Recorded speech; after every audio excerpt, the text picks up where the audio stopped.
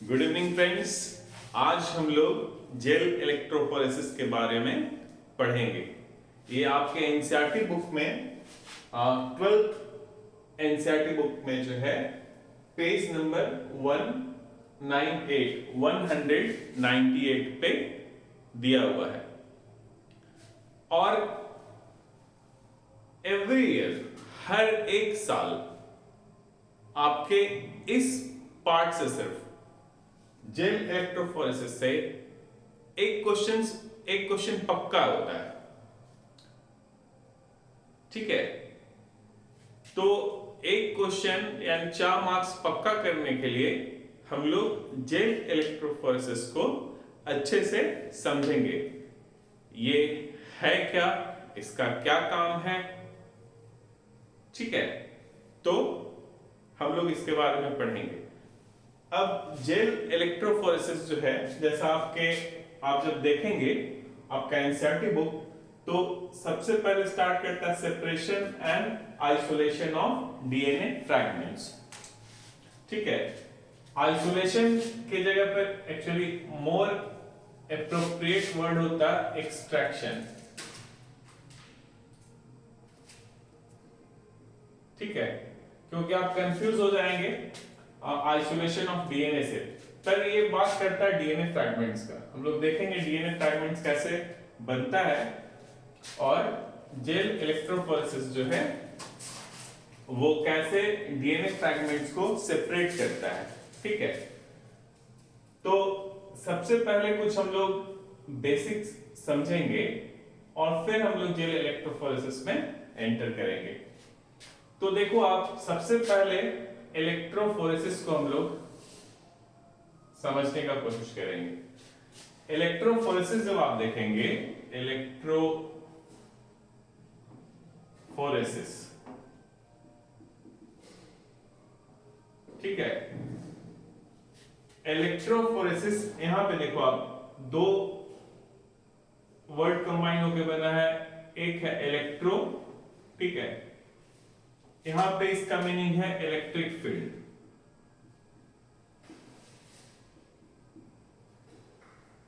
और you can say electricity से भी कह सकते हो आप। फोरेसिस इसका मीनिंग होता है बीइंग कैरिड अवे। तो बीइंग कैरिड अवे किस चीज को ले जाता है? ये फोरेसिस का मतलब है बीइंग कैरिड अवे। तो आखिर कोई मटेरियल होना चाहिए, सब्सटेंस होना चाहिए, आयंस होना चाहिए, कुछ तो होना चाहिए ना, आखिर किसको कैरी करेगा। ठीक है, तो ये जो है ना, कोई भी चार्ज, ठीक है, कोई भी चार्ज पार्टिकल्स को आप कह सकते हो चार्ज पार्टिकल्स, और चार्ज मटेरियल भी कह सकते हो आप। जैसे डीएनए है, डीएनए पे कौन सा चार्ज होता है? डीएनए पे पॉजिटिव चार्ज होता है, नेगेटिव चार्ज होता है, बताओ आप। फॉस्फेट ग्रुप होता है, और इस फॉस्फेट ग्रुप की वजह से डीएनए पे कौन सा चार्ज आ जाता है? नेगेटिव चार्ज आ जाता है। तो डीएनए को भी कैरी कर सकता है। ठीक है, कब कैरी करेगा? जब when you apply electric field. तो इलेक्ट्रोफोरेसिस का एकदम सिंपल मीनिंग क्या होता है? To carry with electricity. ठीक है, यानी आप ऐसे समझो, एक आप कंटेनर ले लो, ठीक है, इसमें बफर डालो और इसमें आप पॉजिटिवली चार्ज्ड पार्टिकल्स डालो, पॉजिटिवली चार्ज पार्टिकल्स। ठीक है, उसके बाद आप निगेटिवली चार्ज भी डाल दो।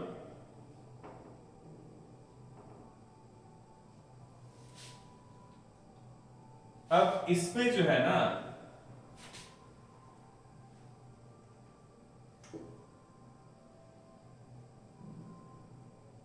इसमें एक आप यहां पे निगेटिव इलेक्ट्रोड डाल दो और यहां पे पॉजिटिव इलेक्ट्रोड डाल दो। पॉजिटिव इलेक्ट्रोड, ये चार्ज पार्टिकल्स है, ये हमारा डीएनए हो सकता है निगेटिव चार्ज, ये प्रोटीन हो सकता है, प्रोटीन जो है उस पे पॉजिटिव चार्ज भी होता है, वो मतलब कौन सा अमाइनो एसिड्स ज्यादा है उसके आधार पे या तो वो निगेटिवली चार्ज होगा या न्यूट्रल होगा या पॉजिटिवली चार्ज होगा। तो मान लिया ये एक प्रोटीन है जो पॉजिटिवली चार्ज है। अब जब इसमें आप इलेक्ट्रिक फील्ड अप्लाई करोगे, ठीक है, तो आपको पता है ना ये आयंस है, आयंस जो है पॉजिटिवली चार्ज आयंस को क्या हम लोग बोलते हैं? पॉजिटिवली चार्ज आयन को क्या बोलते हैं? केटायन। और निगेटिवली चार्ज को क्या बोलते हैं? एनायन। पता है ना? देखो आप, सोडियम क्लोराइड ये जब ब्रेक होगा तो क्या बनाता है? पॉजिटिवली चार्ज और ये निगेटिवली चार्ज, यानी ये अपना एक इलेक्ट्रॉन दे दिया तो पॉजिटिवली चार्ज हो गया, ये गेन किया है तो ये निगेटिवली चार्ज हो गया, यानी इसके पास में 18 इलेक्ट्रॉन्स है, इसके पास में 10 इलेक्ट्रॉन्स है, ठीक है, 10 इलेक्ट्रॉन्स है और प्रोटॉन्स 11 है, तो इसलिए क्या हो गया हमारा ये पॉजिटिवली चार्ज। तो जब कोई इलेक्ट्रॉन को लूज करता है तो कौन सा चार्ज आ जाता है? पॉजिटिवली चार्ज, और उसको हम लोग क्या बोलते हैं फिर? केटायन। क्या बोलते हैं? केटायन। और जो निगेटिवली चार्ज होगा वो एक इलेक्ट्रॉन एक्स्ट्रा ले लिया है, ठीक है, और जैसे उस पर निगेटिवली चार्ज आएगा तो उसको क्या हम लोग बोलते हैं? एनायन। अब आप हमेशा कहते हो ना कि अपोजिट पोल की तरफ पॉजिटिव चार्ज जो है वो निगेटिव की तरफ जाएगा, यानी अपोजिट चार्ज जो है वो अट्रैक्ट करता है, जैसे अपोजिट 6 अट्रैक्ट करता है, ठीक है, वैसे ही। लेकिन इस टाइम जब आप 11th या 12th में, तो सक्सेस का एक ही मंत्र है, never get attracted towards opposite sex. अभी आप अच्छे से पढ़ लो, बच जाओ, मैं गारंटी आपको दे रहा हूं कि आप एग्जाम क्लियर कर लोगे, कोई भी एग्जाम क्लियर कर लोगे। लेकिन जहां आप अट्रैक्ट हुए अपोजिट सेक्स की तरफ, बस फिर आप कितना भी मेहनत करो, बहुत मुश्किल से, यदि पास हो भी गए तो बहुत मुश्किल से होगे। Fine, you leave that. अभी देखो हम लोग बता रहे हैं, ये पॉजिटिव चार्ज है तो ये किधर मूव करता है? निगेटिव की तरफ, ठीक है, और निगेटिवली चार्ज किधर मूव करेगा? पॉजिटिव की तरफ। तो यहां देखो आप, ये जो केटायन है ये कहां जाएगा? किधर जाएगा? इधर आएगा, ठीक है। तो केटायन जहां पे एक्यूमुलेट होता है, यानी पॉजिटिवली चार्ज किधर जाएगा? निगेटिव की तरफ, तो ये केटायन है, तो ये जहां एक्यूमुलेट होगा ना उसको हम लोग क्या कहते हैं? कैथोड। याद रखना, क्या कहते हैं? कैथोड। और जिधर निगेटिव चार्ज जो है, निगेटिव चार्ज क्या होता है? एनायन, तो वो जहां पे होगा तो एक्यूमुलेट, उसको क्या कहेंगे? एनोड। तो ये क्या हमारा है? एनोड। तो हमेशा याद रखना, केटायन जो है, पॉजिटिवली चार्ज होता है। क्या कौन सा चार्ज होता है? Positive charge. और कैथोड पे कौन सा चार्ज होगा? ये पॉजिटिव नहीं होगा, ये कौन सा हो जाएगा? निगेटिव चार्ज होगा। एनायन जो है वो कौन सा होगा? Negative charge. तो एनोड क्या हो जाएगा? Positive charge. एनोड पे पॉजिटिव देखोगे आप, एनोड को हम लोग रेड से दिखाते हैं और कैथोड को हम लोग ब्लैक से दिखाएंगे, ये याद रखना। अभी बाद में जब हम लोग इलेक्ट्रोफोरेसिस में आएंगे तो ये सब आपको हेल्प करेगा, बट सिंपल आप समझो। आप केटायन जिस इलेक्ट्रोड पे जाएगा, जहां एक्युमुलेट होगा, तो उसको क्या कह देंगे? कैथोड। वैसा इलेक्ट्रोड देख रहे हो ना, केटायन जहां जाएगा कैथोड और एनायन जहां जाएगा एनोड। तो एनायन और एनोड दोनों का अलग अलग दोनों पे चार्ज होता है। एनायन जो है वो निगेटिवली चार्ज होता है और एनोड क्या होता है? पॉजिटिवली चार्ज होता है। केटायन क्या होगा? पॉजिटिवली चार्ज, तो कैथोड क्या हो जाएगा? Negatively charge. ये आप याद रखना। दूसरा, जो एनोड को जब आप दिखाओगे तो इलेक्ट्रोड को जब आप कलर से दिखाएंगे तो एनोड को हम लोग रेड से दिखाते हैं और कैथोड को यहाँ पे ब्लैक से दिखा रहे हैं, ठीक है? तो कैथोड ब्लैक से होगा और एनोड जो हमारा रेड से होगा। तो आप देख रहे हो, तो ये जो मूवमेंट है, ठीक है, इधर की ओर जो जा रहा है, क्यों जा रहा है? इलेक्ट्रिक फील्ड जो आपने अप्लाई किया है, इलेक्ट्रिक करंट जो आपने यहाँ पे अप्लाई किया, उसके वजह से ये मूव हो रहा है। तो इसी को आयंस जो मूव हो रहा है, उसी को हम लोग क्या कहते हैं? फोरेसिस। और मूवमेंट क्यों हो रहा है? इलेक्ट्रिसिटी की वजह से हो रहा है, तो इसलिए हम लोग इसको क्या कहेंगे? Electrophoresis. Electrophoresis means to carry with electricity. अब इलेक्ट्रोफोरेसिस जब भी आप पढ़ेंगे तो हमेशा या तो पॉजिटिवली चार्ज मटेरियल का सेपरेशन होगा या निगेटिवली चार्ज मटेरियल का सेपरेशन होगा। न्यूट्रल का सेपरेशन इलेक्ट्रोफोरेसिस से, कोई भी न्यूट्रल कंपाउंड्स है, न्यूट्रल मटेरियल है, तो उसका सेपरेशन जो है इलेक्ट्रोफोरेसिस के द्वारा नहीं किया जा सकता है, ठीक है? हम लोग को जेल इलेक्ट्रोफोरेसिस पढ़ना है तो सिर्फ हम लोग जेल इलेक्ट्रोफोरेसिस पे ही कंसंट्रेट करेंगे, वो भी डीएनए के लिए। पर समझने के लिए आप समझिए, फोरेसिस जो है ग्रीक वर्ड है, इसका मीनिंग है बीइंग कैरिड अवे, और इलेक्ट्रोफोरेसिस का मीनिंग क्या होता है? Carry with electricity. आपने ये भी देख लिया केटायन और एनायन कैसे बनता है, आप ये 10th में भी पढ़े होंगे केमिस्ट्री में, ठीक है? केटायन जहां पे एक्युमुलेट होता है उसको कैथोड कहते हैं, एनायन जहां पे होगा उसको एनोड कहेंगे। एनोड हम लोग रेड कलर से दिखाते हैं और कैथोड से हम लोग ब्लैक कलर से दिखा रहे हैं, ठीक है? यहां तक आप क्लियर हो गए? तो सिंपल इलेक्ट्रोफोरेसिस क्या है? Electrophoresis is a separation technique. Electrophoresis एक टेक्निक है, अभी देखेंगे हम लोग। Electrophoresis is a separation technique, ठीक है? अब देखो यहाँ पे क्या है? Is a separation technique that is based on the movement of charged particles in an electric field. Charged particles को ही हम लोग ions कहते हैं।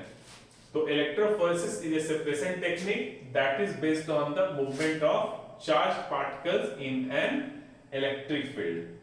अब देखो आप, हम लोग सेपरेट करने वाले हैं, हम लोग क्या करने वाले हैं? यहाँ पे सेपरेशन करने वाले हैं। तो सेपरेशन जो है वो किसी सॉलिड मटेरियल पे करना पड़ेगा आप लोगों को, ठीक है?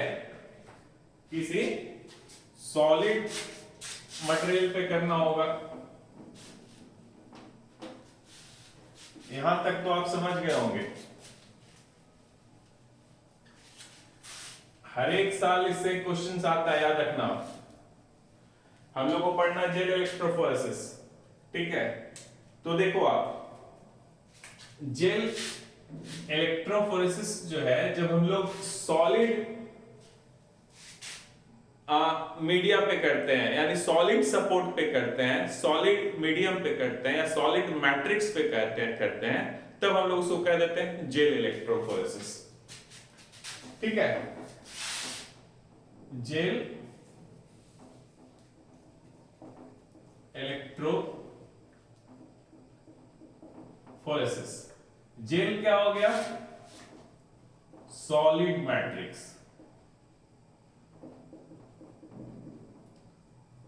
यानी कोई भी चार्ज पार्टिकल्स है, यहां पे हम लोग, या चार्ज मटेरियल्स है, यहां पे हम लोग डीएनए मान लेते हैं, सीधा हम लोग डीएनए की ओर चलते हैं।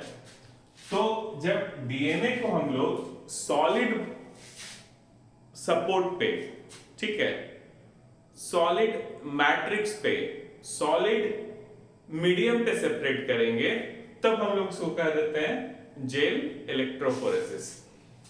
तो you can define like this: jail electrophoresis is A separation technique. Gel electrophoresis is a separation technique which is used to separate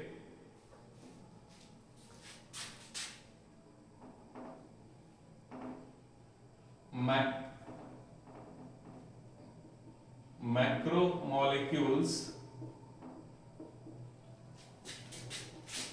like DNA, RNA or protein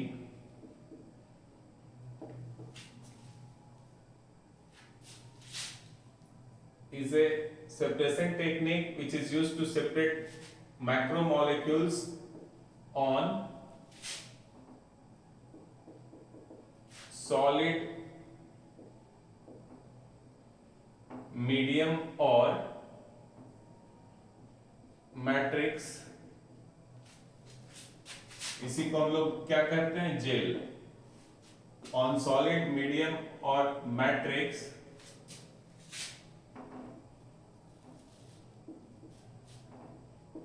based on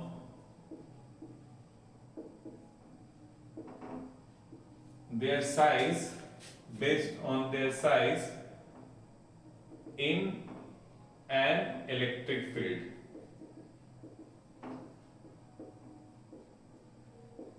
ठीक है, देखो आप, जेल इलेक्ट्रोफोरेसिस क्या है? ये separation technique है। अब देखो आप, हम लोग आ रहे हैं डीएनए पे। Gel electrophoresis is a separation technique which is used to separate macromolecules. ये मैक्रोमोलेक्यूल्स कुछ भी हो सकता है, डीएनए हो सकता है, आरएनए हो सकता है और प्रोटीन हो सकता है। ऑन सॉलिड, मीडियम और मैट्रिक्स, वो क्या है? Gel. Based on their size in an electric field. जो सेपरेशन होगा वो बेसिस क्या होगा? उसका साइज होगा, फ्रैगमेंट्स का साइज, साइज ऑफ फ्रैगमेंट्स। ठीक है। नाउ देखो आप, जेल जो है ना, जो सॉलिड, मीडियम और मैट्रिक्स जो है, वो हम लोग यूज कर सकते हैं पॉली एक्राइल अमाइड, और हम लोग यूज कर सकते हैं अगारोस। और भी है, लेकिन जस्ट दो पे हम लोग फोकस कर रहे हैं। बाद में हम लोग को जो पढ़ना 12th में सिर्फ अगारोस के बारे में पढ़ना है। Will come to this. ठीक है ना। देखो आप, जब हम लोग ये जेल के रूप में, when we will use polyacrylamide as gel, then the technique is called polyacrylamide gel electrophoresis। यानी जो सॉलिड सपोर्ट है वो कौन सा है? यदि पॉलीएक्राइलामाइड हो जाएगा तब उस टेक्निक को हम लोग कहेंगे पॉलीएक्राइलामाइड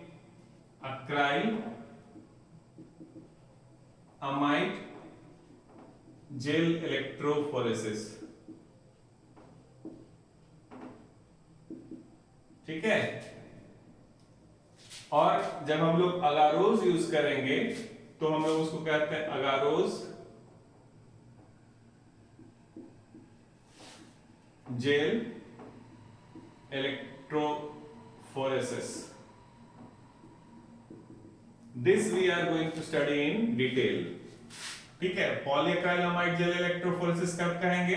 जब जेल हमारा पॉलीएक्राइलामाइड होगा, यानी जो सॉलिड सपोर्ट है, अभी हम लोग दिखाएंगे उस चीज को। और जब अगारोज यूज करेंगे तो हम लोग कहेंगे अगारोज जेल इलेक्ट्रोफोरेसिस। ठीक है, ये जो है ना, जब आप रेस्ट्रिक्शन एंजाइम से डीएनए को कट करते हैं ना, तो बहुत सारा फ्रैगमेंट्स बनता है। कुछ फ्रैगमेंट्स बहुत छोटा हो सकता है, कुछ बड़ा हो सकता है। तो मान लिया 100 बेस पेयर से भी छोटा साइज जो है, size of DNA fragments, if it is less than 100 base pair, less than 100 base pair, ठीक है, size of DNA fragments 100 base pair से भी कम होगा, तब हम लोग यूज करते हैं पॉलीएक्राइल अमाइड जेल इलेक्ट्रोफोरेसिस। आपके एनसीईआरटी बुक में इसके बारे में नहीं दिया हुआ है, बट हमेशा इसे क्वेश्चंस आता है। ठीक है, तो इसलिए जस्ट आप याद रखना ये कि जब पॉलीएक्राइलामाइड हम लोग यूज करते हैं तो हम लोग उसको कहेंगे पॉलीएक्राइलामाइड जेल इलेक्ट्रोफोरेसिस, और जो छोटे फ्रैगमेंट्स होंगे लेस देन 100 बेस पेयर, उसके लिए हम लोग ये यूज करते हैं। अगारोज जेल इलेक्ट्रोफोरेसिस जो है 100 बेस पेयर से लेकर 20 to 25 किलो बेस पेयर, यानी क्या हो जाएगा 20,000 base pair to 25,000 base pair. ठीक है, यानी ये लार्ज फ्रैगमेंट्स के लिए हम लोग 100 बेस पेयर से लेकर इतना साइज का जब होगा आपका size of DNA fragments,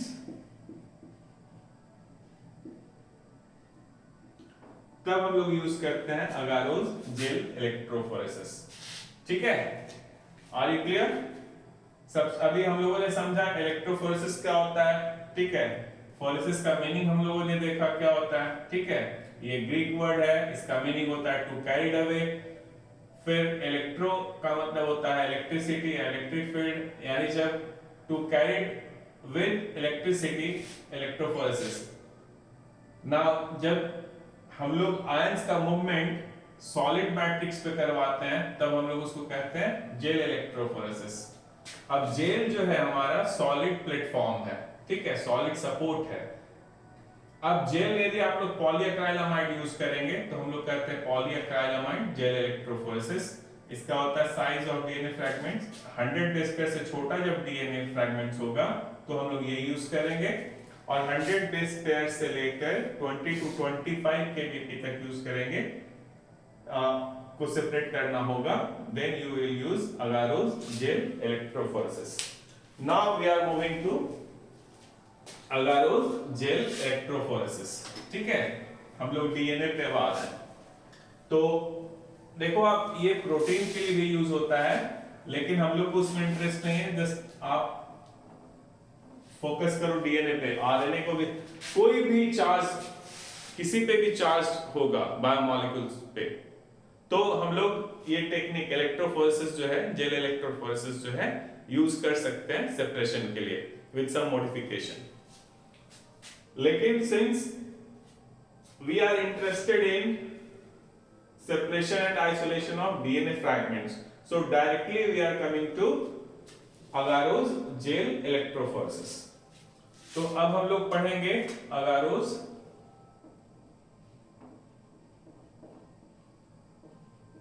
gel electrophoresis.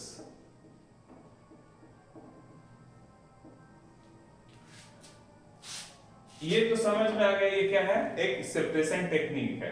तो क्या सेपरेट करता है, तो देखो आप, ये एक डीएनए है,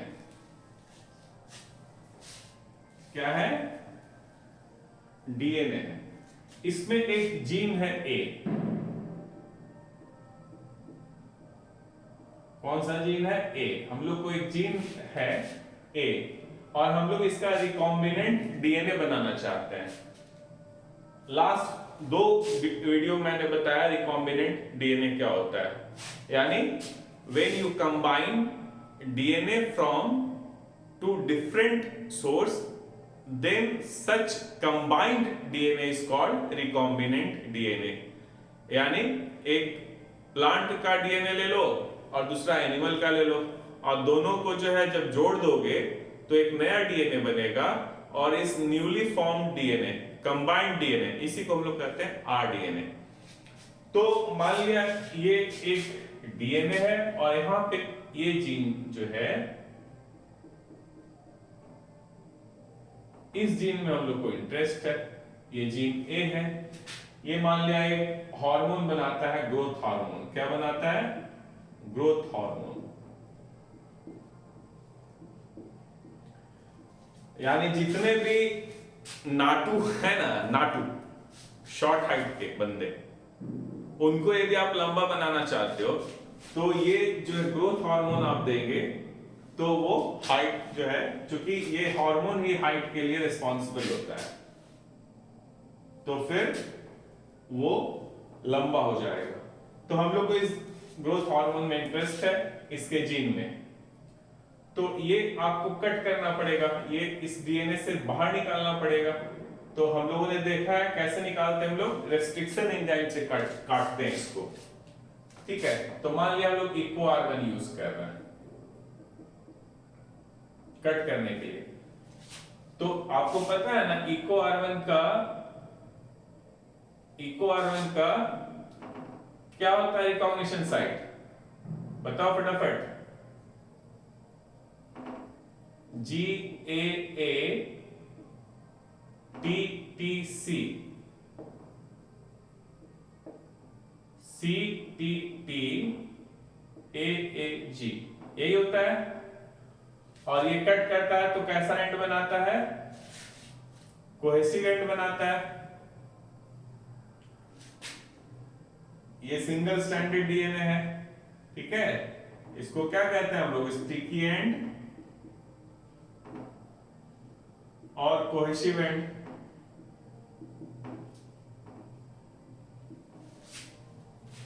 अब मान लीजिए बहुत बड़ा डीएनए है, हमको इस जीन में इंटरेस्ट है, तो जब इस डीएनए को हम लोग एक ट्यूब में जो है इस डीएनए को डाल दिए और इसमें इको R1 भी डाल दिया, ठीक है। तो अब इको R1 क्या करेगा? इको R1 जहां जहां उसको ये रिकॉग्निशन साइट मिलेगा, ठीक है, वहां वहां पे क्या कट करेगा? मान लिया एक यहां पे है, मान लिया दूसरा यहां पे है, फिर जो है इसको मिल गया इधर, ठीक है। मान लिया इधर मिल गया, इधर मिल गया, ठीक है, इधर मिल गया। इस तरह से जब आप देखोगे ना, देखो इसका एक फॉर्मूला एक्चुअली होता है, ये इसको 6 कटर कहते हैं। 6 बेस पेयर का रिकॉग्निशन साइट इसका है या रेस्ट्रिक्शन साइट है, तो इसको हम लोग कहते हैं 6 कटर। तो जब आप डीएनए देखोगे ना, तो डीएनए पे 4 बेस होता है, तो इसको जो है ये n हो जाएगा यहाँ पे। तो चूंकि 6 कटर है, मान लीजिए 4 बेस का बना होता है, 4 का, तो यहाँ पे 4 लिखते हैं n की जगह पे। n की जगह पे क्या लिखते हैं? 4। लेकिन यहाँ 6 है, तो यहाँ क्या लिखोगे आप? 6, ठीक है। तो 1/4 6। अब जो है ना इसको आप मल्टीप्लाई करो, 1/4 इंटू 1/4 इंटू 1/4 1/4 1/4 1/4, ठीक है। इसको आप मल्टीप्लाई करेंगे, 4 × 16 16 × 64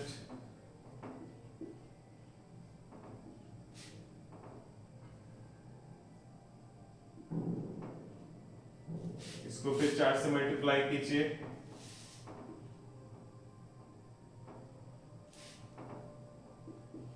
फिर इसको 4 से मल्टीप्लाई करो, 4 4 जा 16, 4 9 4। देखो आप ये जो है ना, ये सीक्वेंस जो है इस डीएनए पे 4096 बेस पेयर, हर ईच 4096 बेस पेयर पे एक साइट मिलेगा ये, ठीक है।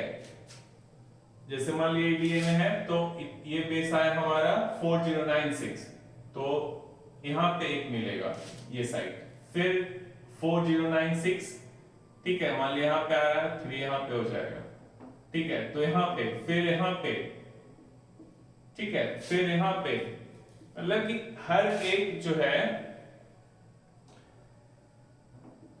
इतना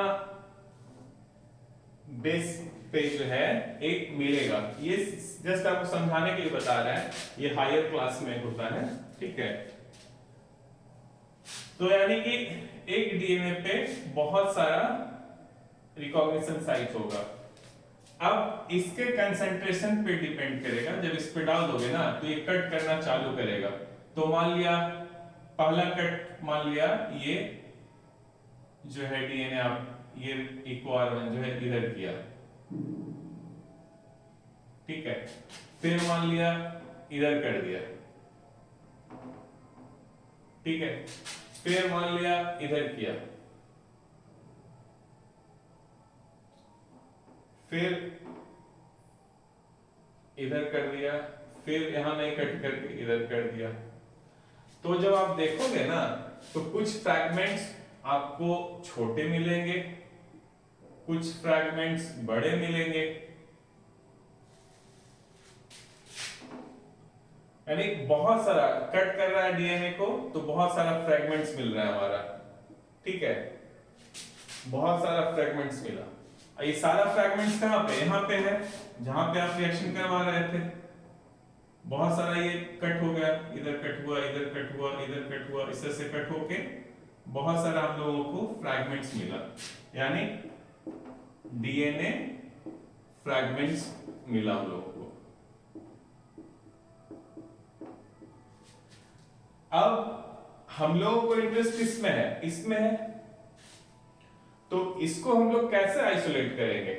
तो ऐसा तो है नहीं कि हम लोग को दिख रहा है कि हाँ इस पे जो है ना ये वाला न्यूक्लियोटाइड सीक्वेंस है, यही हमारा इस पे लिखा हुआ है ये ग्रोथ हार्मोन है, यानी जीन ए लिखा हुआ, हम लोग इसको ले लिए, ऐसा तो नहीं होगा, ठीक है। तो आखिर इसको आप सेपरेट कैसे करोगे। तो सबसे पहले जो है ना हम लोगों को जो है ये जो भी बहुत सारा फ्रैगमेंट्स जो बना है डीएनए फ्रैगमेंट्स, तो इसको पहले सेपरेट करना होगा, पहले इसको अलग अलग करना होगा, ठीक है, अलग अलग करना होगा डीएनए फ्रैगमेंट्स को। और उसके बाद जो है ना इसका साइज हम लोग को पता है, ठीक है, ग्रोथ हार्मोन जीन का। तो मान लिया इसका जो भी होगा तो हम लोग पहले सेपरेट करेंगे, उसके बाद पता हो जाएगा कि हाँ अभी बताएंगे कैसे पता होगा।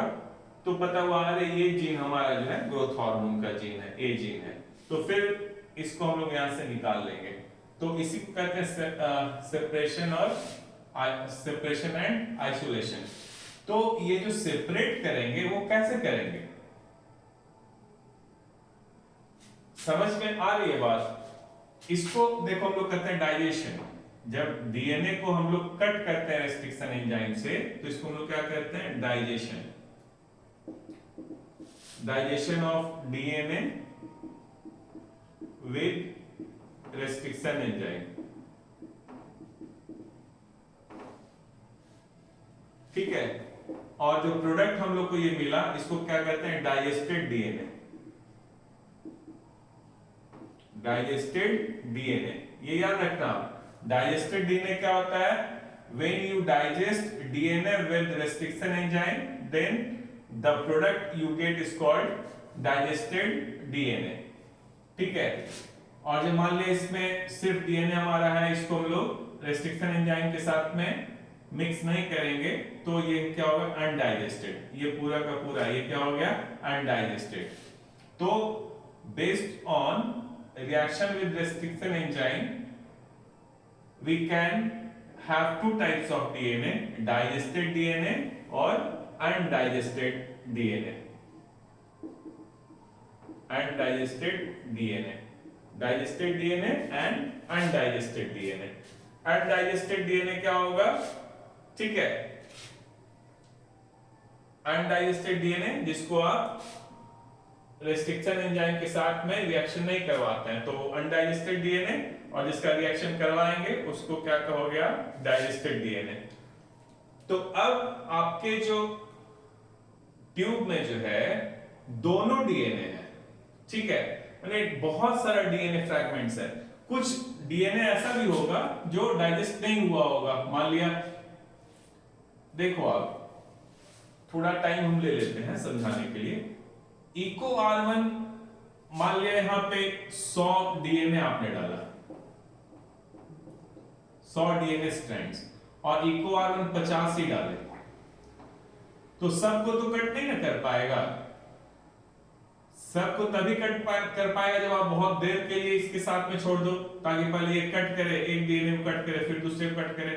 नहीं तो क्या होगा, 50 को ही कट कर पाएगा, हो सकता है 50 को भी नहीं, यहां पे ये कट करेगा, एक यहां कट करेगा, तो बहुत सारा एंजाइम्स इस पे भी लगेगा। तो कंसंट्रेशन पे डिपेंड करता है कि कितना डाइजेशन आपका हुआ है, ठीक है। तो पार्शियली डाइजेस्टेड ही रहता है, कंप्लीट डाइजेशन नहीं हो पाता है, और इसी वजह से आपको बहुत सारा फ्रैगमेंट्स मिलता है, डीएनए फ्रैगमेंट्स मिलता है, और कुछ आपके कंप्लीट डीएनए रह जाता है, जिसको हम लोग कहते हैं अनडाइजेस्टेड डीएनए। अब आप ये तो समझ गए कि कैसे हम लोगों को बहुत सारा डीएनए फ्रैगमेंट्स मिलता है। तो इसी डीएनए फ्रैगमेंट्स में जो है क्या है, इसी डीएनए फ्रैगमेंट्स में जो है ना आपका जीन ऑफ इंटरेस्ट भी है, यानी वो डीएनए फ्रैगमेंट जिसके ऊपर में आपका जीन बैठा हुआ है। तो आप कैसे सेपरेट करोगे, आप कैसे सेपरेट करेंगे? तो जो टेक्निक है जिससे हम लोग सेपरेट करते हैं उसको कहते हैं हम लोग अगारोस जेल इलेक्ट्रोफोरेसिस,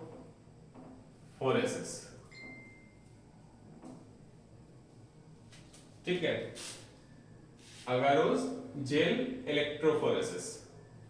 तो हम लोग क्या करते हैं ना, ये अगारोस का एक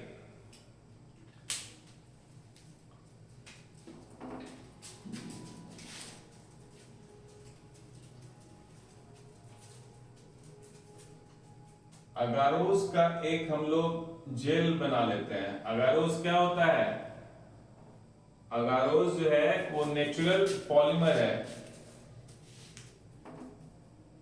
जो हम लोग रेड एल्गी से, और सीवीड भी कह सकते हो, आपके बुक में लिखा हुआ सीवीड्स, कौन सा seaweeds, red algae, red algae, ठीक है।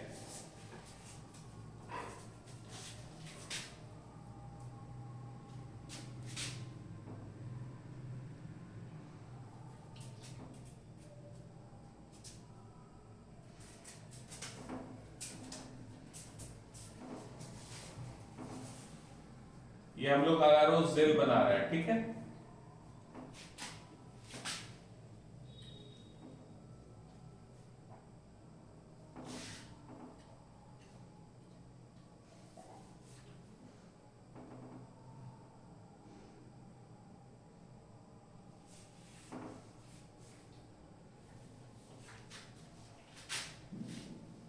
ये क्या है, अगारोस jail.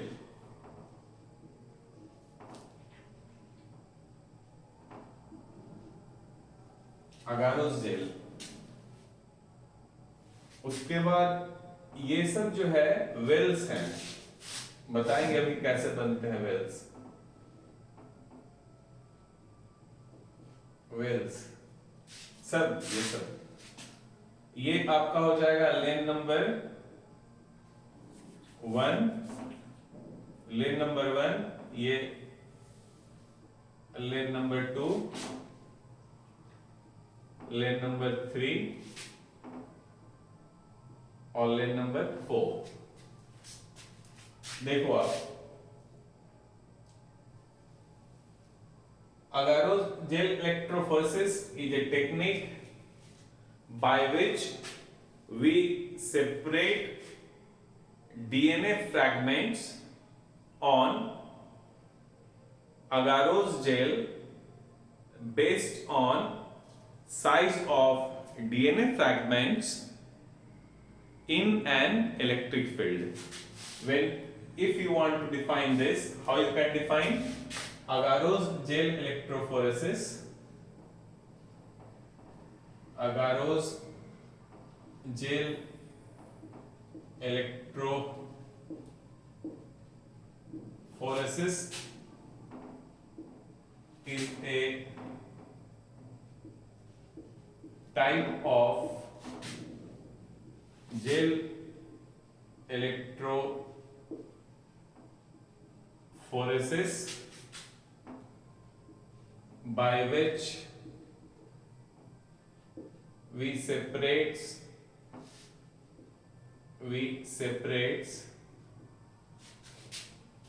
is a type of gel electrophoresis by which we separates digested, यहां पे लिख लो आप restriction enzyme, digested DNA fragments on agarose gel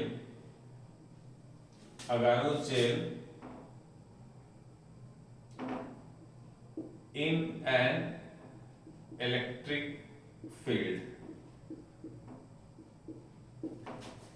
देखो आप, इसमें कंप्लीट है ये। Agarose gel electrophoresis is a type of gel electrophoresis. Gel electrophoresis को हम लोग और क्या कह सकते हैं? Separating technique, separation technique.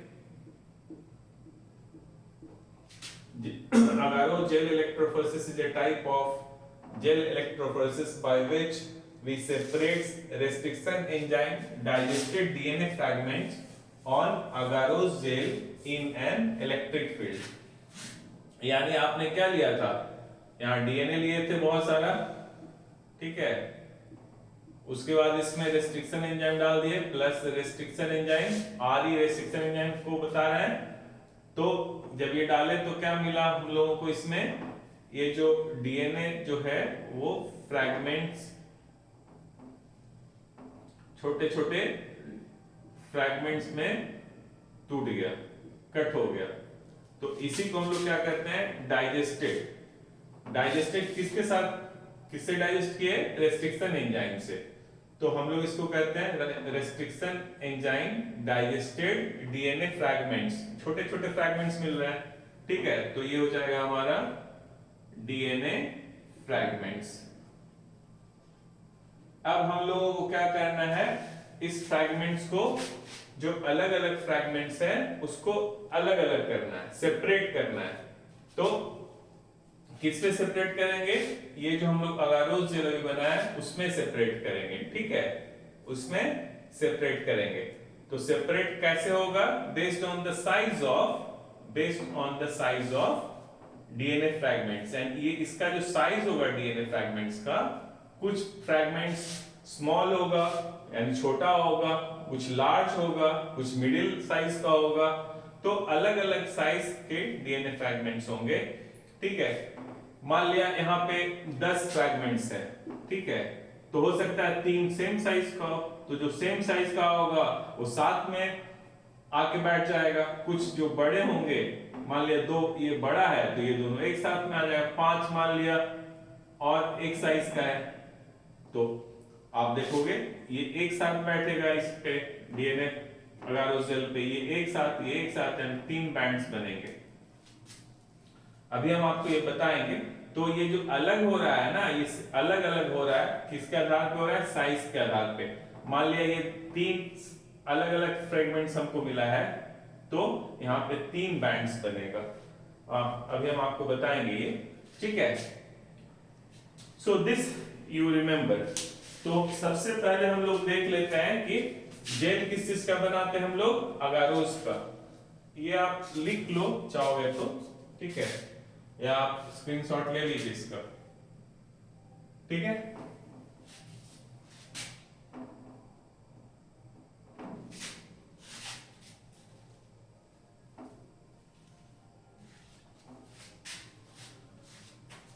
अब आपने ये बना लिया अगारोस जेल। अगारोस याद रखना, पहले माइक्रोबायोलॉजी में इसका खोज हुआ था, हम उसमें हम नहीं जा रहे हैं, ठीक है। तो agarose is a natural linear polymer of अगारोबायोस।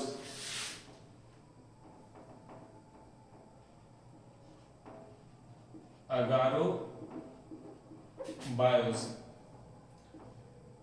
इसका बना हुआ था। मान लिया ये एक है तो बहुत सारा ये जुड़ जाएगा, लीनियर पॉलीमर है ऐसे, ठीक है।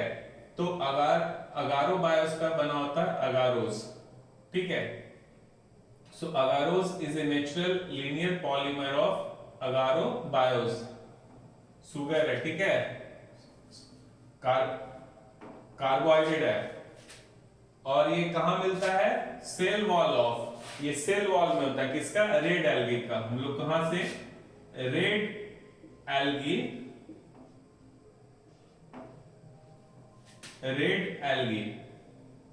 Example ग्रासिलेरिया,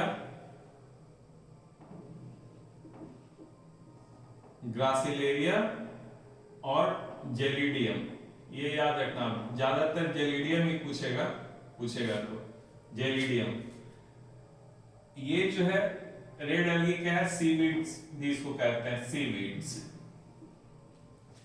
So from where you obtain agarose? We obtain agarose from red algae or seaweeds, ठीक है, इससे मिलता है। यदि एल्गी का नाम पूछेगा तो ग्रासिलेरिया जेलिडियम, याद रखना, ग्रासिलेरिया जेलिडियम। अगारोस क्या है? पॉलीमर है, ठीक है, नेचुरल पॉलीमर है, नेचर में मिलता है, किसका? अगारोबायोस से बनता है। अगारोबायोस का ये पॉलीमर है। आप इतना ही समझिए, ठीक है। अब देखो आप, जब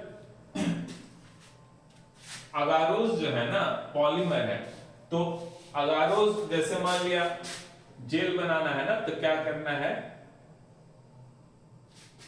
अब जेल बनाने के लिए जेल कास्टिंग इक्विपमेंट होता है, ठीक है। तो इसमें जो है आप जेल बनाने के लिए पहले वाटर ले लो, ठीक है, और फिर इसमें जो है अगारोस पाउडर फॉर्म में आता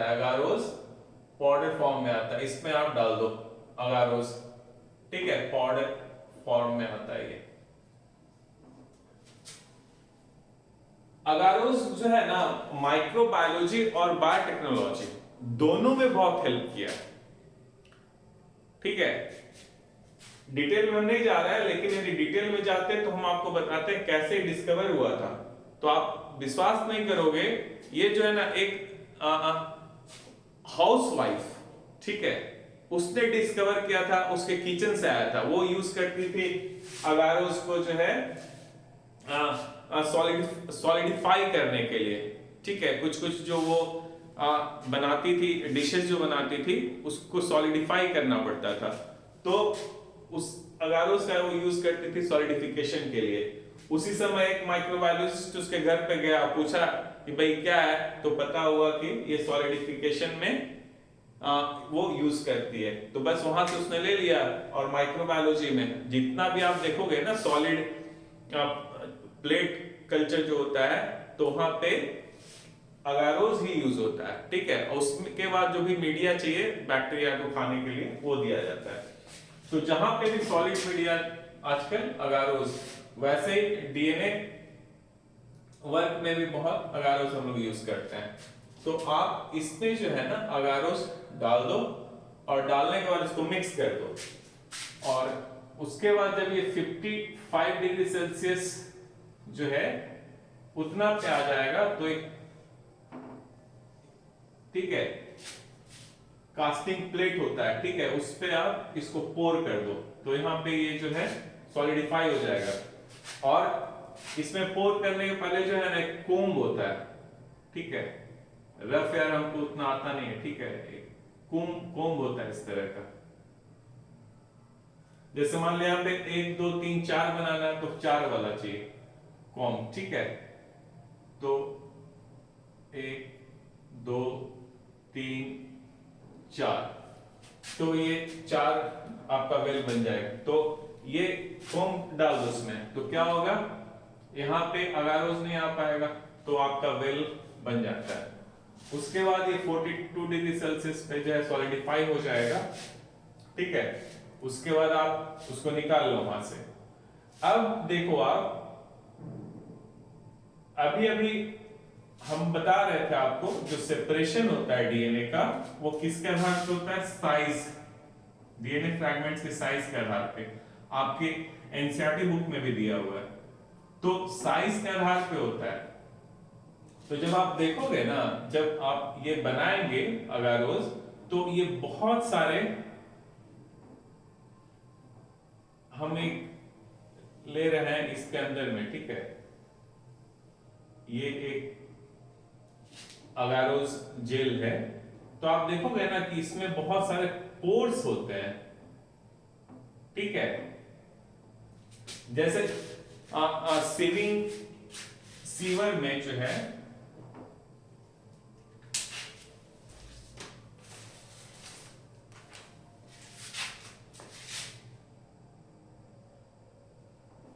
सीविंग के लिए जो आप यूज करते हो, ठीक है, छन्नी कहता है ना, चलनी, चालने के लिए आटा वगैरह चालते हो, तो देखते हो उसमें छेद छेद होता है, तो इसमें भी इसी तरह से बहुत सारे पोर्स होते हैं। और सभी पोर्स का जो है ना, आप जब देखोगे स्पोर का साइज, स्पोर का साइज जब आप देखोगे तो सबका यूनिफॉर्म होता है। जब इससे आप बनाओगे तो इसका साइज जो है वो क्या होता है, यूनिफॉर्म होता है, सबका साइज यूनिफॉर्म होगा, ठीक है। तो मान लिया आप यहां से डीएनए भेजोगे आप, ठीक है, तो इससे पास होगा, इससे पास होगा, इससे पास होगा, ठीक है। अब ये जो पोर्स जो है ये बड़ा भी बन सकता है और छोटा भी बन सकता है। तो किस पे डिपेंड करेगा, अगारोज के कंसंट्रेशन पे, इसके कंसंट्रेशन पे। ये जो पोर का साइज है वो किस पे डिपेंड करेगा, अगारोज कंसंट्रेशन पे, ठीक है। तो pore size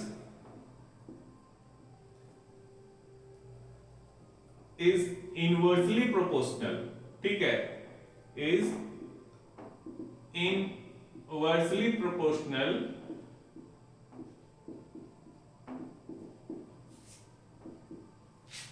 pore size is inversely proportional to agarose concentration, agarose concentration, और कह सकते हो आप अमाउंट ऑफ अगारोज, और क्या कह सकते हो, अमाउंट ऑफ अगारोज, ठीक है। यानी जब आप ज्यादा अगारोज लोगे, मान लिया 100 ml ये आपने वाटर लिया और इसमें 0.8 ग्राम जो है अगारोज डालोगे, ठीक है, और एक ले लो 100 ml ले लो और उसमें आपने 2 ग्राम अगारोस डाल दिया, तो इसमें ज्यादा अमाउंट डाले हो आप और इसमें कम अमाउंट डाले हैं आप। तो जिसमें आप ज्यादा अमाउंट डालोगे अगारोस का, उसका पोर साइज छोटा होगा, यानी जो जहां पे अमाउंट ज्यादा है अगारोस का उसमें छोटा पोर्स बनेगा, और जहां पे जो है कम कंसंट्रेशन, ठीक है, ये 0.8 अगारोस वाला है और ये 2 ग्राम अगारोस वाला है। तो आप क्या देख रहे हो, कंसंट्रेशन अगारोस का बढ़ाएंगे तो साइज ऑफ द पोर जो है वो छोटा हो जाएगा, स्मॉल हो जाएगा, और कम कंसंट्रेशन में बड़ा होगा। यानी देखो आप डीएनए जो है, जो फ्रैगमेंट जो है, यानी बड़ा फ्रैगमेंट यदि है तो इससे तो पास नहीं हो पाएगा, इससे पास हो पाएगा, ठीक है। यानी मूवमेंट ऑफ, अभी हम आएंगे बताएंगे कैसे होता है। जैसे मान लो देखो आप यहाँ पे आप मूव करवा रहे हो, आप लोग ने पढ़ा है ना साइज जो है डीएनए का, कैसे हम लोग बेस पेयर में, ठीक है, बताते हैं। तो मान लिया यहाँ पे बड़ा डीएनए है, ठीक है, बड़ा साइज है फ्रैगमेंट्स का, बिगर साइज, ठीक है, डीएनए का, तो वो छोटे से धीरे धीरे मूव करेगा। यानी यदि छोटा पोर का साइज होगा, छोटा पोर का साइज होगा तो मूवमेंट क्या होगा डीएनए का, वो धीरे धीरे जाएगा, और यदि बड़ा होगा तो क्या होगा, वो फास्ट मूव करेगा, आराम से पास हो जाएगा। तो डीएनए का सेपरेशन जो है ना साइज के आधार पे होता है, यानी ठीक है, साइज के आधार पे होता है। साइज के आधार पे क्यों होता है, अगारोस का जो सीविंग इफेक्ट है, सीविंग इफेक्ट, ठीक है, यानी सीवर की तरह काम करता है, चलनी चलनी, ठीक है। तो सीविंग इफेक्ट, तो ये जो है आपका डिपेंड करेगा कंसंट्रेशन के ऊपर में। जितना अगारोस ज्यादा होगा उतना छोटा पोर साइज बनेगा, उतना डीएनए स्लो मूव करेगा, ठीक है, और जितना बड़ा होगा पोर साइज उतना फास्ट डीएनए मूव करेगा। इतना तक आप समझ गए, ठीक है, समझ में आया। कंसंट्रेशन जो है अगारोस का, concentration of agarose also plays important role in movement of DNA fragments on agarose gel, ठीक है। कंसंट्रेशन भी इंपॉर्टेंट रोल प्ले करता है। तो यहां तक आपने देख लिया। अब चलो हम लोग आ जाते हैं इसमें, सीलिंग इफेक्ट समझ में आया।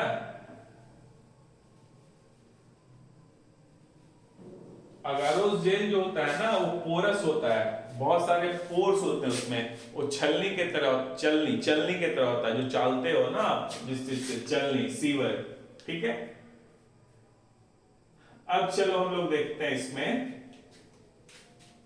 अगारोस जेल इलेक्ट्रोफोरेसिस में आप 4 जो है ना अलग अलग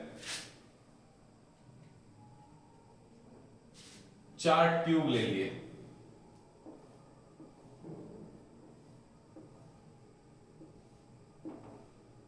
ठीक है। एक डीएनए सिर्फ लिए, ठीक है, ट्यूब नंबर 1 है, ट्यूब नंबर 2, 3, 4। अब देखो आप डीएनए लिए, इसमें आर ही नहीं डाले हो, रेस्ट्रिक्शन एंजाइम नहीं इसमें डाले, इसमें डीएनए प्लस रेस्ट्रिक्शन एंजाइम, ठीक है, DNA plus restriction enzyme, DNA plus restriction enzyme, ठीक है। यदि सेम रेस्ट्रिक्शन एंजाइम लोगे तो कंसंट्रेशन चेंज करना होगा इसका। हम लोग ऐसे लेके चलते हैं, ये एक रेस्ट्रिक्शन एंजाइम है, दूसरा ये है, तीसरा से है, तो ये तो अनडाइजेस्टेड रह जाएगा। डाइजेशन यानी फ्रैगमेंट्स, जो डीएनए फ्रैगमेंट्स है वो इसमें इसमें और इसमें मिलेगा।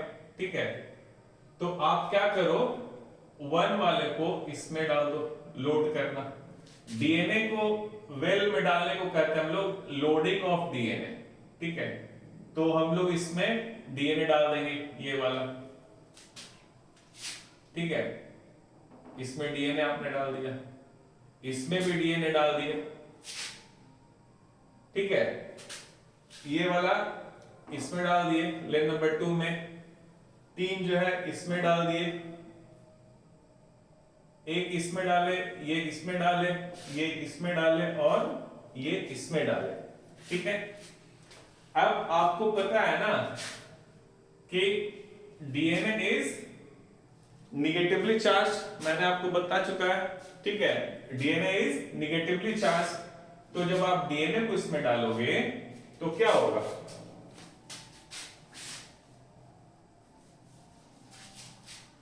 आप डीएनए, सब में डीएनए डाल दिए, इसमें अनडाइजेस्टेड डीएनए।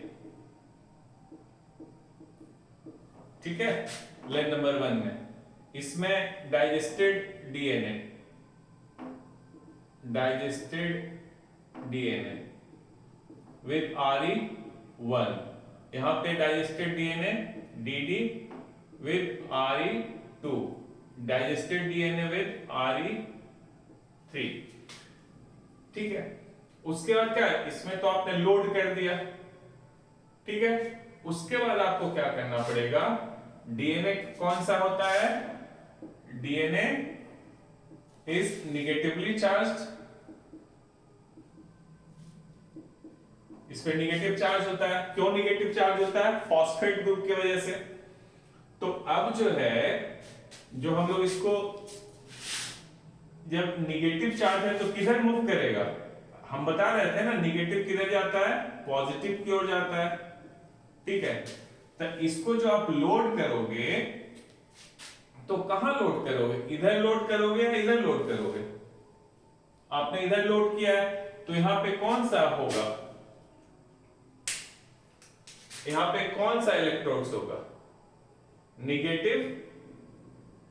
निगेटिव को हम लोग किससे दिखाते हैं, ब्लैक से। और इसको कौन सा इलेक्ट्रोड कहेंगे, कैथोड। ठीक है, उसके बाद आपका इधर कौन सा हो जाएगा, निगेटिव चार्ज है तो मूव करता है पॉजिटिव की तरफ, तो यहां पे कौन सा आ जाएगा, पॉजिटिव। ठीक है, और पॉजिटिव होगा तो उसको क्या बोलते हैं, एनोड, इसको रेड से दिखाते हैं। अब आप जो है क्या करो ना, पावर ऑन कर दो, यानी इलेक्ट्रिक फील्ड अप्लाई करना है, इलेक्ट्रिसिटी। ये जो हम लोग करते हैं ना, वो करते हैं, एक टैंक होता है, टैंक में हम उतने डिटेल में नहीं जा रहे हैं।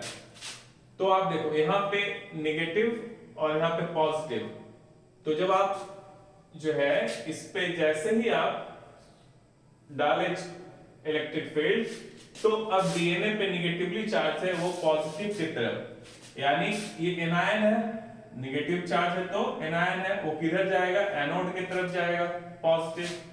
तो आप क्या देखेंगे कि ये मूव करना शुरू कर देगा।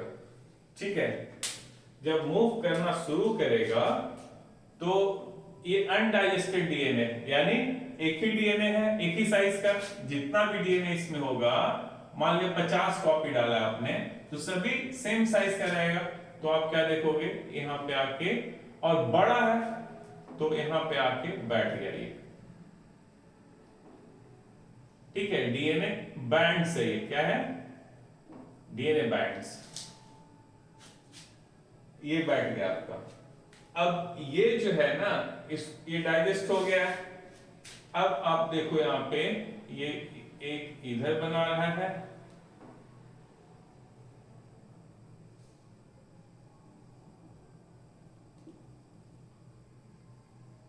दूसरा देखिए यहां पे बनाया, फिर यहां पे बनाया, इसको देखे तो फिर एक इधर बना लिया, एक इधर बना लिया, एक इधर बना लिया, इधर बन गया।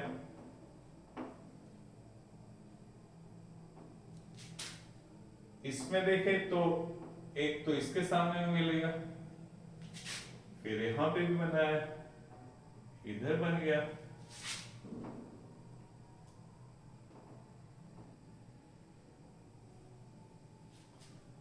तो इसमें देखो आप 5 अलग अलग साइज का, 5 देखो आप 5 यहां पे बैंड्स मिला, 1 2 3 4 5, यहां पे 3 ही मिला, यानी कि यहां पे 3 अलग अलग साइज का फ्रैगमेंट्स बना है। आप देख रहे हो यहां पे एक भी नहीं है इस लेन में, ठीक है।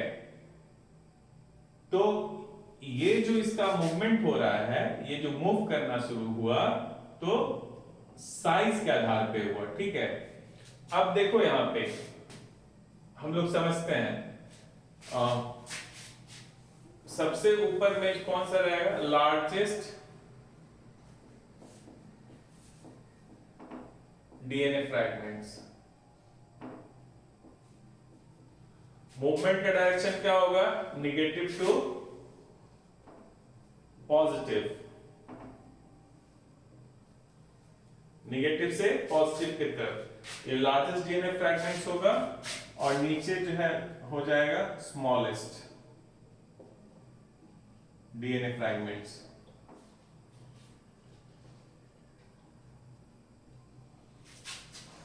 ठीक है।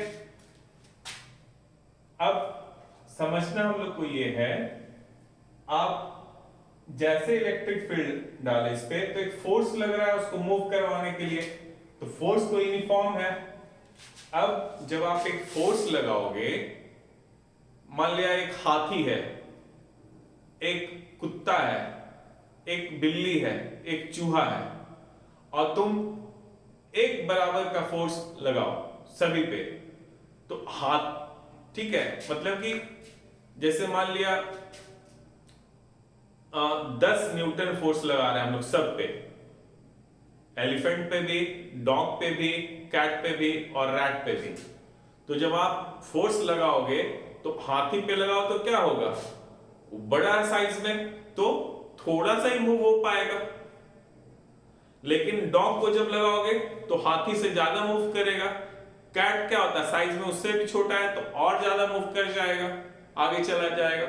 और चूहा सबसे छोटा है तो क्या होगा, उतना ही फोर्स में और वो आगे चल और आगे जाएगा। यानी चूंकि यहां पे फोर्स तो सेम अप्लाई हो रहा है, तो जो भारी होगा वो धीरे जाएगा, ठीक है, जो हेवियर होगा उसका मूवमेंट स्लो होगा, और जो छोटा फ्रैगमेंट्स है वो फास्ट जाएगा।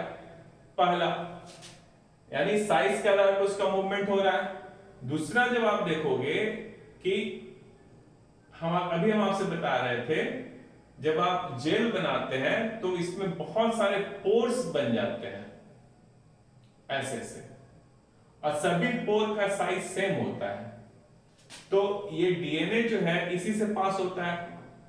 तो जो बड़ा वाला फ्रैगमेंट्स होगा वो मान ले इससे बहुत बड़ा होगा, तब तो जा ही नहीं पाएगा, उधर ही रुक जाएगा, ठीक है। अब बहुत फोर्स लगाएगा तो हो सकता है धीरे धीरे धीरे धीरे जो है ये थोड़ा सा पास हो, लेकिन जो छोटा वाला फ्रैगमेंट्स है वो तो आराम से पास हो जाएगा इससे। यानी देखो आप, साइज के आधार पे जो है ये जो सेपरेशन हो रहा है वो साइज के आधार पे हो रहा है, ठीक है।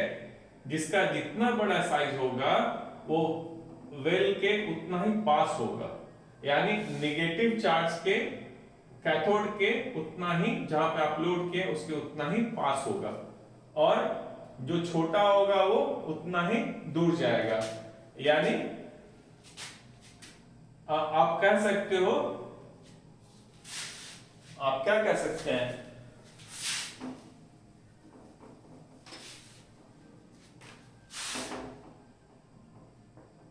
Movement of DNA fragments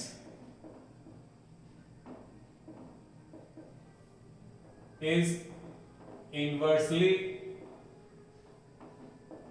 proportional to size of DNA fragments, ठीक है, यानी larger the size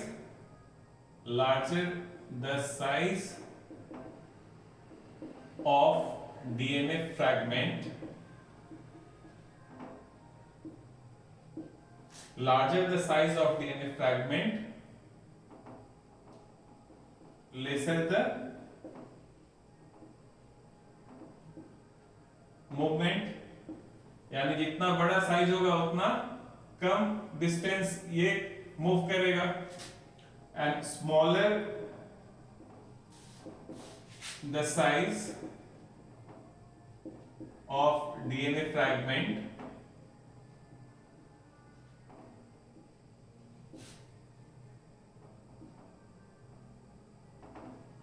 more the movement, यानी ये शॉर्टर डिस्टेंस तय करेगा और ये लार्जर डिस्टेंस, ठीक है, यानी स्मॉलर फ्रैगमेंट्स लार्जर डिस्टेंस, ठीक है, लार्जर फ्रैगमेंट्स शॉर्टर डिस्टेंस, यानी ये इसमें क्या है, मान लीजिए ये वाला पॉइंट हम लोग ले लें तो ये सबसे छोटा है और ये सबसे बड़ा है, ये लार्जेस्ट है और ये स्मॉलेस्ट है, ठीक है, this is the largest one, largest fragments, largest DNA fragment. देखो ये सबसे फ्रेम हो जा सकता है क्वेश्चन आपके नीट में, और this is the smallest DNA fragment, ठीक है। अभी देखो आप ये देख रहे हो, आप ये तीनों एक ही जगह पे बैठा हुआ है, बराबर पे बैठा हुआ है, यानी इन तीनों का जो है साइज जो है डीएनए फ्रैगमेंट्स का वो क्या होगा, ये तीनों चूंकि बराबर पे बैठा हुआ है, ठीक है, तो इसलिए इनका साइज क्या होगा, size of DNA fragments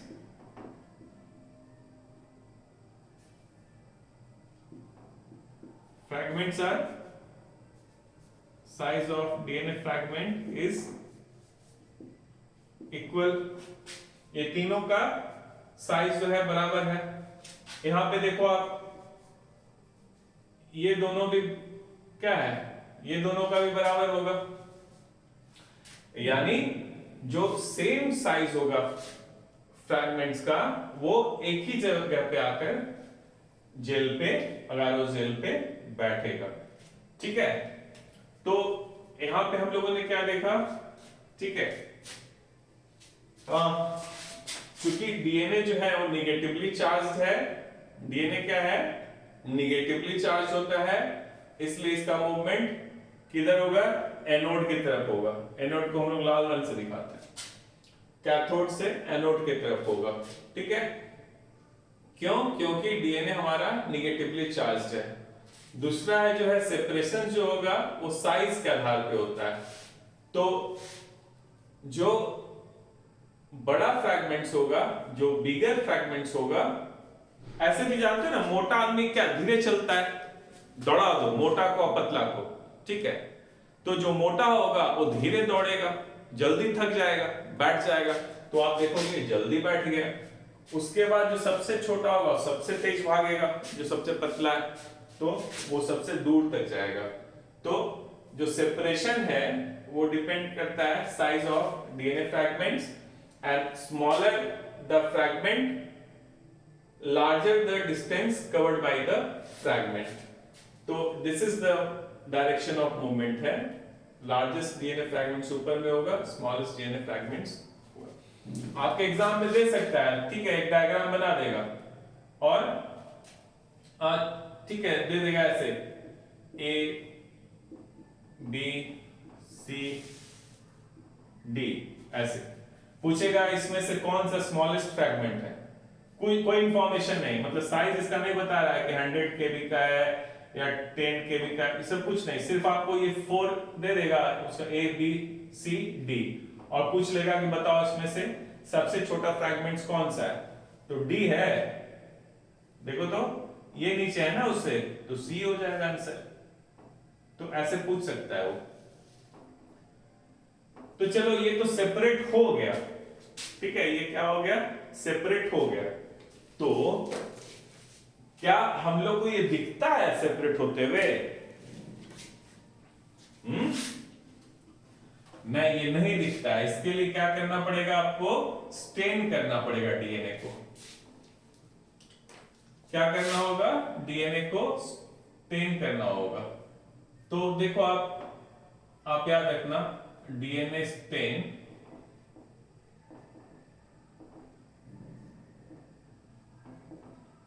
ethidium bromide, ठीक है, एथिडियम ब्रोमाइड। तो जब एक बार सेपरेट हो गया, ये आपने सेपरेशन का काम कर लिया, अब हम लोग को देखना है कि डीएनए सेपरेट हुआ है कि नहीं हुआ, डीएनए है कि नहीं है। तो जो आपने डीएनए सेपरेट किया है वो आपके नेकेड आई से नहीं दिखेगा,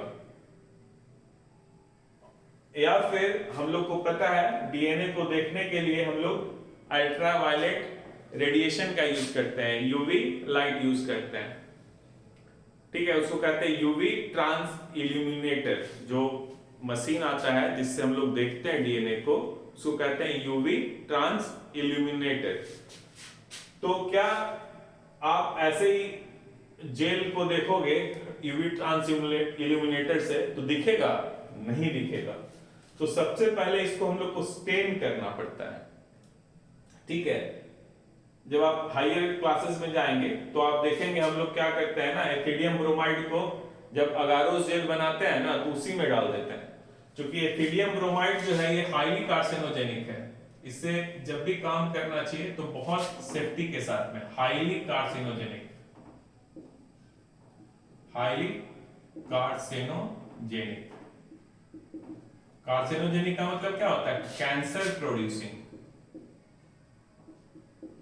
तो इसलिए ये बहुत डेंजरस होता है। इस काम करते समय बहुत जो है ना आपको सावधानी से काम करना चाहिए।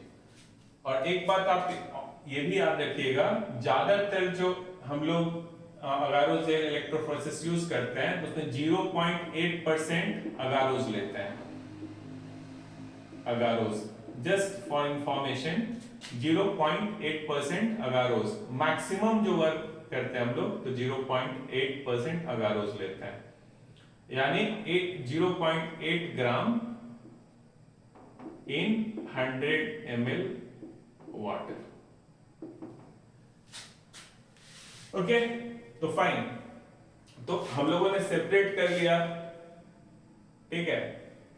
तो अब दिखेगा कैसे? तो हम लोग एथिडियम ब्रोमाइड से इसको स्टेन करते हैं, यानी जेल को ले लीजिए और ये सॉल्यूशन बना लो एथिडियम ब्रोमाइड का, और उसको जो है स्टेन करना है, उसको धीरे धीरे जो है हिलाते रहना है, ठीक है। तो ये स्टेन हो जाएगा।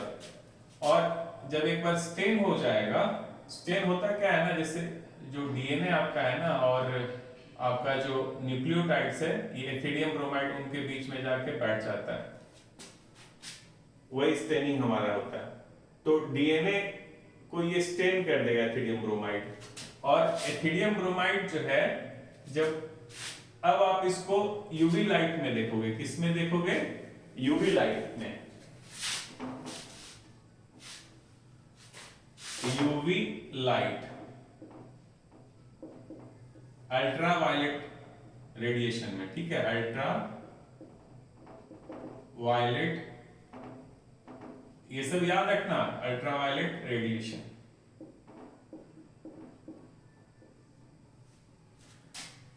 एक्चुअली मशीन का नाम है यूवी ट्रांस इल्यूमिनेटर।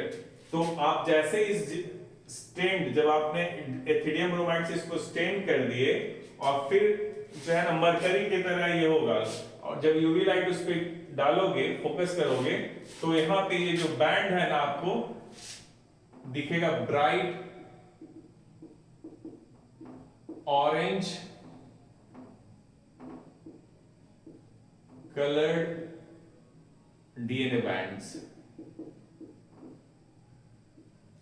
यानी ये कैसा दिखेगा, ये जो है ये ऑरेंज कलर का दिखेगा।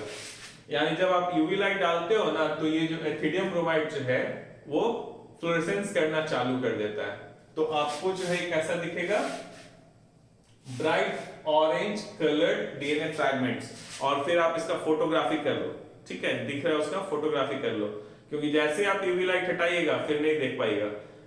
मतलब कि आप नेकेड आई से मान लिया आप इससे स्टेन कर लिए, फिर भी वो नहीं दिखेगा जब तक अल्ट्रावायलेट रेडिएशन उस पर नहीं एक्सपोज करोगे। यानी we have to see under ultraviolet radiation, ठीक है, एथिडियम ब्रोमाइड से स्टेन करने के बाद। अच्छा एक बात और आप याद रखना, जब हम लोग ये करते हैं ना तो जैसे यहाँ पे तो इलेक्ट्रिक फील्ड अप्लाई कर दिए, तो कब आप या तो टाइम तो सेट करते हैं हम लोग, फिर मान लिया चेक करना है, आप मान लिया इस पे इलेक्ट्रिक फील्ड अप्लाई किए और छोड़ दिए, तो क्या होगा ना, धीरे धीरे धीरे धीरे ये आपके बफर में, एक्चुअली जो एक्सपेरिमेंट करते हैं बफर में करते हैं, तो ये क्या होगा ना, ये मूव होते जाएगा, फिर यहाँ से बाहर निकल जाएगा, जेल से बाहर चला जाएगा। तो मान लिया हम लोग को यहाँ आने पे रोकना है, या हम लोग को देखना है कि ये जो भी आप इसमें लोड किया है इसको क्या कहते हैं, वेल्स, ठीक है, जो डीएनए इसमें डालते हो उसको कहते हैं लोडिंग ऑफ वेल्स। तो जब इसको आप जब लोड किए और जब इसका मूवमेंट चालू हुआ तो ये कहां तक मूव किया है वो हम लोग को नेकेड आई से देखना है। तो उसके लिए क्या करना पड़ता है ना, जो इसमें डाल रहे हो उसको हम लोग एक डाई से, ठीक है, और स्टेन जो है ना डाई, वो इसमें मिलाना पड़ता है इस डीएनए के साथ में। तो जब वो मूव करेगा ना तो दिखेगा। तो उस स्टेन और डाई का नाम है ब्रोमोफेनॉल ब्लू, ब्रोमोफेनॉल ब्लू। ये याद रखना, ये डीएनए स्टेन नहीं है, ये ट्रैकिंग डाई है, tracking dye, tracking dye used in agarose gel electrophoresis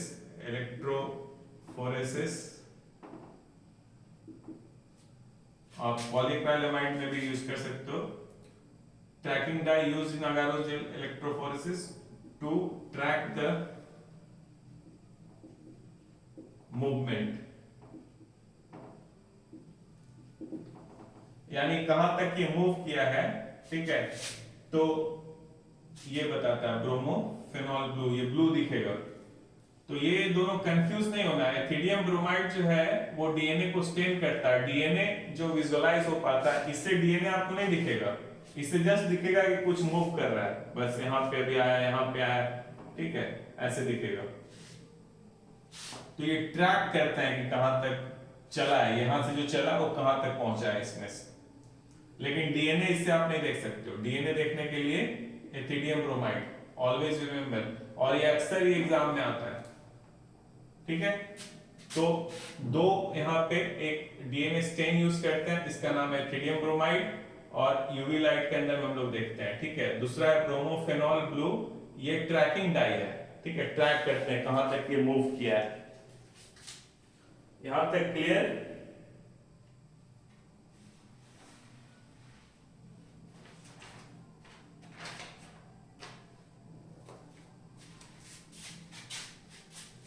अब देखो आप, हम लोग को, ठीक है, सेपरेट तो कर लिए हम लोग। अब सेपरेट जब हम लोग कर लिए इसको, ये तो आप समझ गए हैं, ठीक है, इसको थोड़ा ठीक कर देते हैं।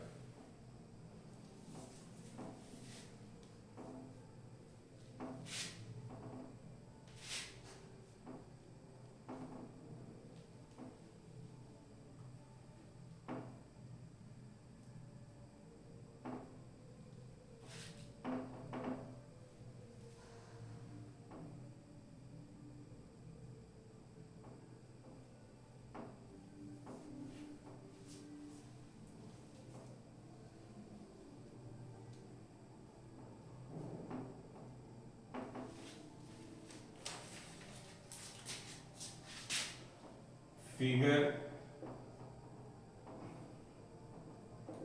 a typical agarose gel electrophoresis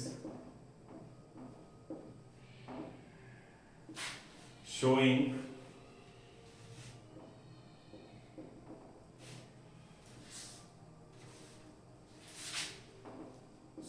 migration of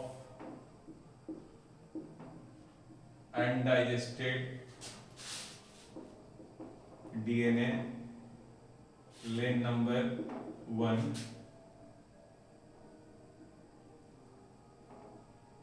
and digested DNA lane number 2, 3 and 4।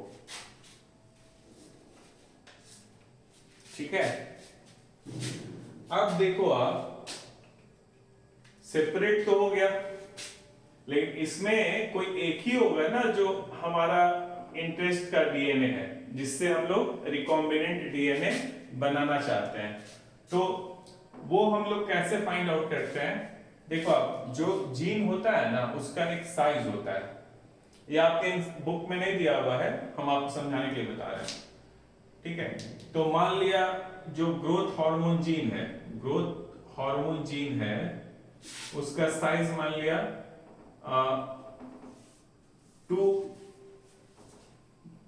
2000 base pair का है। ठीक है, तो हम लोग इसके साथ में क्या करते हैं ना, पहला जो है हमारा, इसमें एक स्टैंडर्ड रन करता है डीएनए का स्टैंडर्ड। ठीक है, जिसका हम लोगों को बेस पेयर उसका साइज पता होता है। जैसे मान लो यहाँ पे जो साइज का है वो 20 kb का है। ठीक है, किलो बेस का है। यहाँ पे मान लिया 15 का है, यहाँ 10 का है, इस तरह से जो है। और यहाँ पे मान लिया हमारा 2 kb का है। 2 kb का मतलब 2 kb का है।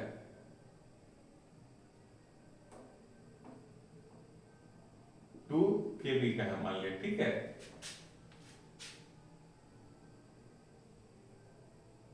टू केबी का है, यानी 2000 बेस पेयर का है। तो इसके सामने में ये है, यानी हो सकता है यही हमारा डीएनए और जीन ऑफ इंटरेस्ट है। यानी इससे हम लोग स्टैंडर्ड रन करते हैं उसके आधार पे यहाँ पे फाइंड आउट कर लेते हैं। ठीक है, अब मान लीजिए ये हम लोग को पता हो गया, तो अब क्या करना पड़ेगा? ये जेल में है, अभी ये डीएनए कहाँ पे है? जेल में है। तो अब इसको यहाँ से बाहर निकालना होगा। इसी को हम लोग क्या कर रहे हैं? आइसोलेशन और एक्सट्रैक्शन। तो इसको क्या करोगे आप? इसको हम लोग यहां से कट करेंगे। ठीक है, इसको यहां से कट करके इसको यहां से निकाल लेंगे हम लोग। ठीक है, तो इसको जो आप यहां से पहले तो सेपरेट किए और उसके बाद जेल को कट करके यहां से हम लोग निकाल ले रहे हैं। ऐसे कट करोगे इसको और बाहर निकाल लोगे, तो एक्सट्रैक्ट कर लिया हम लोग। तो इसको हम लोग क्या कहते हैं? एलुशन। क्या कहते हैं? एलुशन, यानी एक्सट्रैक्शन ऑफ डीएनए फ्रैगमेंट्स। ठीक है, the process of extraction of separated DNA strands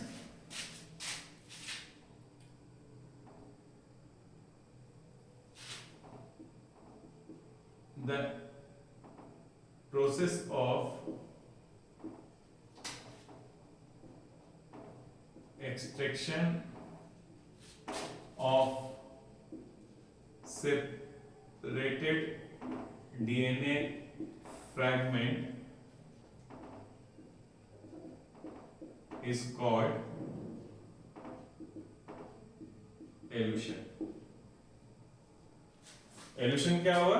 the process of extraction of separated DNA fragment is called elution, यानी इसको हम लोग फिर बाहर निकाल लेंगे। The process of extraction of separated DNA fragment is called elution. इससे भी एग्जाम में आपके क्वेश्चंस आते हैं। तो समझ में आया? फिर हम लोग यहां से निकाल लेंगे। फिर उसके बाद नेक्स्ट स्टेप क्या होगा? ये फ्रैगमेंट हम लोग को मिल गया, उसके बाद वेक्टर्स में डाल के हम लोग रिकॉम्बिनेंट डीएनए बना लेंगे। बट फाइन, अभी हम लोग को सिर्फ इतना ही देखना था कि जो आप रेस्ट्रिक्शन एंजाइम से डाइजेस्टेड डीएनए फ्रैगमेंट्स जो आपको मिल रहा है उसको हम लोग सेपरेट कैसे करते हैं, तो हम लोग सेपरेट करते हैं इसको अगारोस जेल इलेक्ट्रोफोरेसिस से। तो इसमें आपको खास करके याद रखना है कि अगारोस जो हम लोग रेड एल्गी से मिलता है और सीवीड कह सकते हैं लाइक जेलिडियम और ग्रेसिलेरिया। उसके बाद डीएनए को देखने के लिए हम लोग को डीएनए को स्टेन करना पड़ता है। स्टेन हम लोग करते हैं एथिडियम ब्रोमाइड से, और किस में देखते हैं, यूवी लाइट के अंदर में। तो हम लोग को कैसा बैंड जो डीएनए कैसा दिखेगा, bright orange, always you remember bright orange. उसके बाद अपने जो फ्रैगमेंट्स उसको आप पहचान गए तो उसको आप जेल से बाहर निकाल लेना है। ये जेल में ही है, अगारोस जेल में। तो जो प्रोसेस है जिससे हम लोग बाहर निकालते हैं डीएनए फ्रैगमेंट को, उसको हम लोग कहते हैं एलुशन। The process of extraction of separated DNA fragment is called elution. So this is all about your agarose gel electrophoresis. अब आपको मान लिया थोड़ा भी इसमें कोई भी डाउट है तो आप हमसे पूछ सकते हैं। इस डायग्राम को आप अच्छे से समझ लेना, ठीक है, क्योंकि एक्सपेक्ट आप नेक्स्ट हो सकता है ना 2023 में इसी पे बेस्ड क्वेश्चन आ जाए।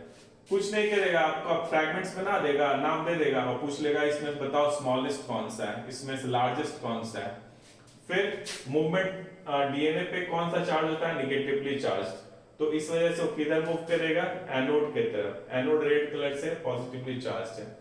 तो ये भी पूछ सकता है आप जो डीएनए जो लोड करते हैं आप अगारोस जेल में, ये वेल्स है, तो वो कैथोड की तरफ लोड करते हो या एनोड की तरफ लोड करते हो। मान लिया यहाँ पे लोड करेंगे तो क्या होगा, डीएनए इधर मूव करेगा है ना, इधर मूव करेगा, इधर लोड कर दोगे तो इधर की ओर जाएगा, तो बाहर चला जाएगा। तो लोड कहाँ हम लोग करते हैं, कैथोड एंड पे। कैथोड एंड पे हम लोग का वेल्स है, वहां पे हम लोग लोड करते हैं। उसके बाद जब मूवमेंट होगा तो जो बड़े साइज के डीएनए फ्रैगमेंट्स होंगे वो शॉर्टर डिस्टेंस ट्रेवल करते हैं, इसलिए ऊपर बैठेगा। यानी जो जितना मोटा डीएनए फ्रैगमेंट्स होगा वो उतना ऊपर रहेगा, और जो जितना पतला डीएनए और छोटा डीएनए फ्रैगमेंट्स होगा वो उतना दूर तक मूव करेगा और वो उतना नीचे चला जाएगा। So this is all about your agarose gel electrophoresis. कोई भी डाउट आपको इसमें से हो? अच्छा, एक क्वेश्चन पक्का आएगा, आप एकदम मान के चलो आप, लेकिन इससे ज्यादा कुछ नहीं आएगा। देखो हम टाइम तो लेते हैं थोड़ा आप लोगों को समझाने में, लेकिन यदि आप अच्छे से मेरे वीडियोस को सुनेंगे आप, और उसके बाद जब आप एनसीईआरटी बुक पढ़िएगा और क्वेश्चन जब आप सॉल्व करेंगे तो आपको बहुत इजी लगेगा और आपको थोड़ा सा भी परेशानी नहीं आएगा। तो हम शॉर्ट वीडियो इसलिए नहीं बनाते हैं क्योंकि मेरा जो पर्पस है वो आपको समझा देना है कि आखिर होता कैसे है, क्या है, ठीक है। तो इसलिए थोड़ा बेयर करना है आपको मेरे साथ में, ठीक है।